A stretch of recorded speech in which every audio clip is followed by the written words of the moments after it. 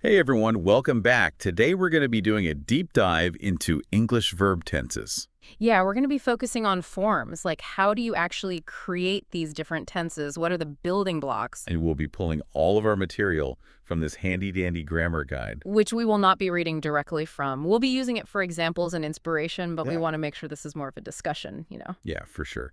Okay, so let's jump right in, shall we? Let's do it. Okay, so the first tense we're going to tackle is the present continuous tense. Which is happening right now as we speak. Exactly. Like you are listening to this deep dive, I am speaking. These are actions that are happening at this very moment. And the present continuous tense is formed using the present tense of the verb to be, along with the ingen form of the main verb. So to be is conjugated as am, is, or are, depending on the subject. Right. So, for example, I'm listening. You are listening. He is listening. And our grammar guide actually has some really great examples of the present continuous tense. It does. One of the examples is, he is driving a big car at this moment. Ooh, I like that one. Okay, here's another one. The students are talking with the teacher. So again, this is an action happening right now. Mm-hmm. The students are currently engaged in a conversation with their teacher. And for our last example for this section, the cat is sleeping on the couch. Perfect. So peaceful. Okay, so that's the present continuous tense. Now, what about if we want to talk about things that happen habitually, like routines or facts? Ah, yes. Then we move on to the present simple tense. This tense is used for things that are generally true or happen on a regular basis. Okay, so the present simple tense is formed using the base form of the verb for most subjects. Exactly. Like, I walk, you talk, they eat. Very straightforward. Nice. But there's a slight change for third person singular. So for he, she, and it, we add an SS or EAES to the end of the verb. Right, so it would be he walks, she talks, the cat eats. Got it. And I love how clear the examples are in this grammar guide, like the sun rises in the east. Yeah. That's just a fact. Yep, a timeless truth. Another good example is, she drinks coffee every morning. This indicates a regular habit. Okay, and then one more. He works at a bank. That's a fact about his occupation. Exactly. So those are some good examples of the present simple tense. But now, what happens when we want to talk about actions that were happening in the past, like a snapshot of a moment in time? We use the past continuous tense. Yes. The past continuous tense is used to describe an action that was in progress at a particular time in the past. Okay, and how do we form the past continuous tense? We use was or were, depending on the subject, plus the ing form of the main verb. Just like with the present continuous, we see that ing ending again. So it would be, I was walking, you were talking, he was eating. Precisely. And let's delve into some examples to illustrate this further. Our grammar guide provides us with a great one. He was sitting on the bank when he saw a wild duck. Oh, I like that one. Really paints a picture. It does, doesn't it? It sets the scene beautifully. We have this ongoing action of him sitting on the bank, and then suddenly it's interrupted by the appearance of a wild duck. Nice. Okay, here's another one. While they were eating, the phone bill rang. Ah, another classic example of an ongoing action being interrupted by another event. Yeah. Okay, and for our final example, let's imagine a scene from the past. The Pilgrims were sailing to America when they encountered a storm. Perfect. We can almost feel the tension and the drama unfolding, right? Totally. The past continuous really helps us visualize that moment in history. Okay, so we've talked about the present continuous, the present simple, and the past continuous. What's up next in our verb tense journey? Well, how about we take a leap into the future and explore the future continuous tense? Ooh, sounds exciting.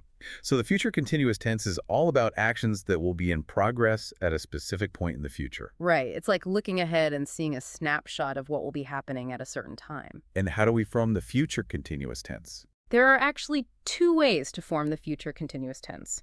The first way is to use will be plus the ing form of the main verb. Okay, so that would be, I will be waiting, you will be working, he will be traveling. Exactly. And the second way to form the future continuous tense is to use amisar, going to be, plus the ing form of the main verb. Got it. So I am going to be studying, she's going to be celebrating, they're going to be moving. Perfect. And let's bring this tense to life with some examples. How about next week at this time, I will be relaxing on a beach.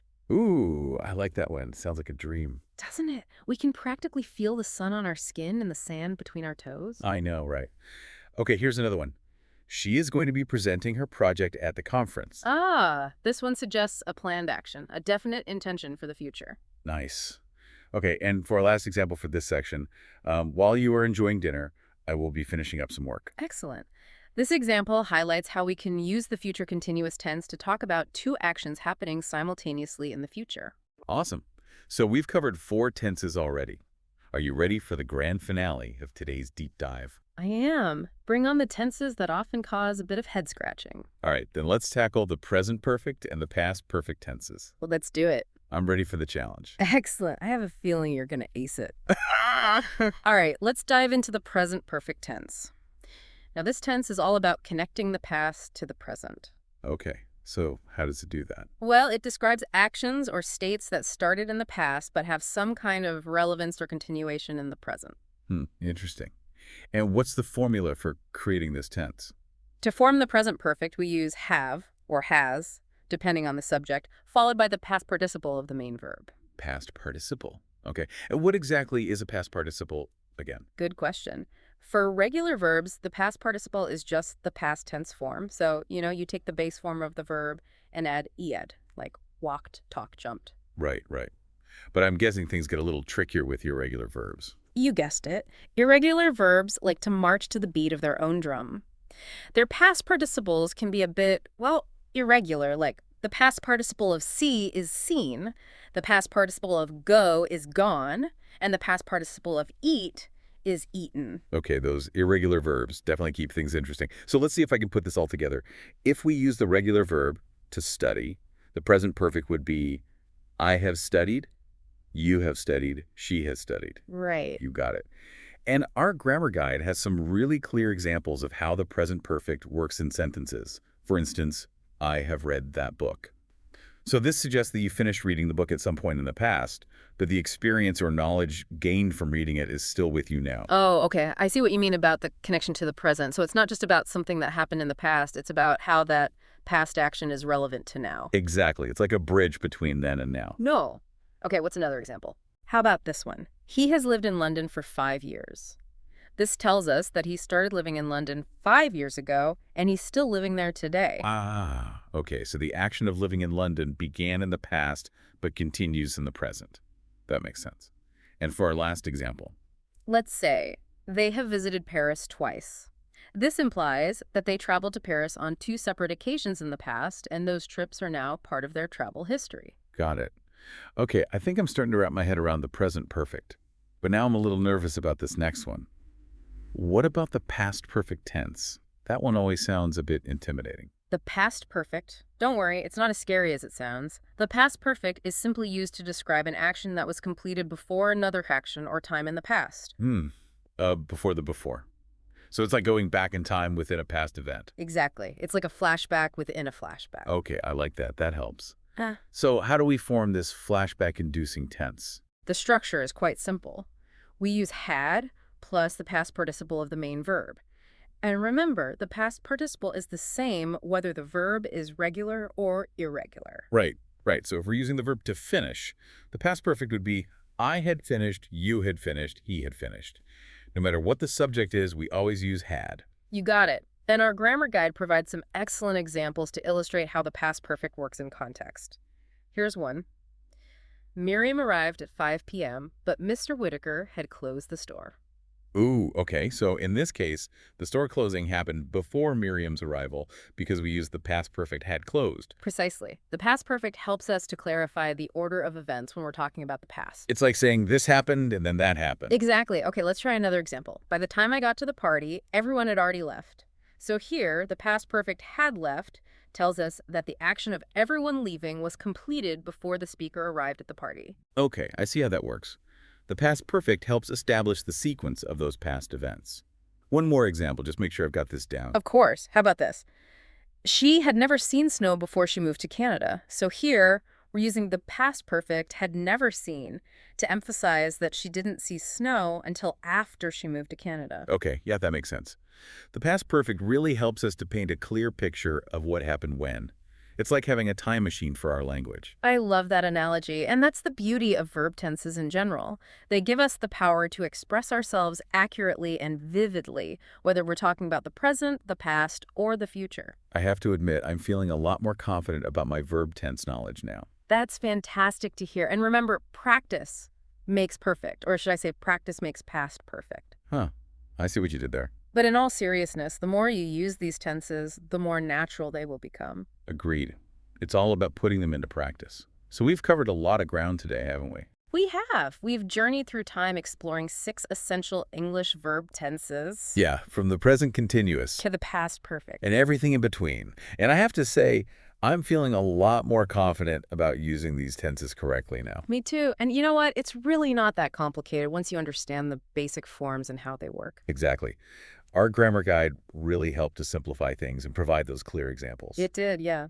But I think the real learning comes from practice. Oh, for sure. Yeah. Like anything, the more you use these tenses, the more natural they'll become. Right. So don't be afraid to experiment. Try writing a short story using a specific tense. Or you could even try rewriting a familiar story using a different tense. Ooh, that's a good idea. To see how it changes the tone and the impact. Yeah.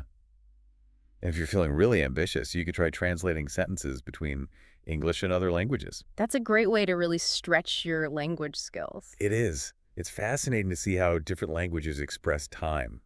It is. And it can give you a whole new perspective on English grammar, too. Totally. Well, I think we've given our listeners plenty to think about today. We have. Hopefully they're feeling inspired to go out and practice their verb tenses. I hope so too. I think we all have those moments where we're not quite sure if we've used the right tense, Oh, yeah, for sure. like, in an email or a conversation, Yeah, and it can lead to some confusion definitely. or even some funny misunderstandings, right? Absolutely. So before we wrap up, I want to ask our listeners, can you think of a time when you used the wrong verb tense? Maybe it caused a bit of confusion, or maybe it even led to a hilarious situation. Yeah. We want to hear your verb tense triumphs and mishaps. Share your stories with us. And until next time, keep practicing, keep exploring, and keep those verbs flowing. That's right. We'll see you next time for another deep dive.